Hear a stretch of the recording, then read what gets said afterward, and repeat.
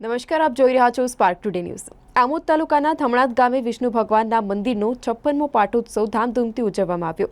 તાલુકાના ધમણોદ ગામે ગતરોજ વિષ્ણુ ભગવાનના મંદિરનો 56મો પાટોત્સવ આ પ્રસંગે ગામના લોકો દાતાઓના સહકારથી વિષ્ણુ યાગનું આયોજન કરવામાં આવ્યું। વિષ્ણુ યાગ યજ્ઞમાં 12 દંપતીઓએ ભાગ લીધો હતો।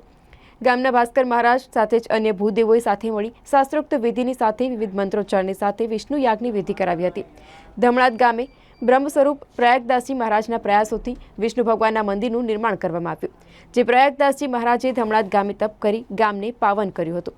ધમણાદ ગામે ચતુર્ભુજધારી ભગવાન વિષ્ણુના 56મા પાટોત્સવ પ્રસંગે ધારાસભ્ય પૂજ્ય ડીકે સ્વામી ખાસ ઉપસ્થિત રહ્યા હતા અને હાજર લોકોને આશીર્વાદ આપી વ્યસન મુક્ત બનવા અપીલ કરી હતી। વિષ્ણુ ભગવાનનો 56મો પાટોત્સવ જે ધામધૂમથી જોવામાં આવ્યો છે। ગ્રામજનોના ઉત્સાહથી અને લોક સહકારથી અને અતિથિઓના સહકારથી, સંતોના આશીર્વાદથી સંત પ્રયાગદાસ મહારાજની આ તપોભૂમિની અંદર આ 56મો પાટોત્સવ જોવામાં આવ્યો।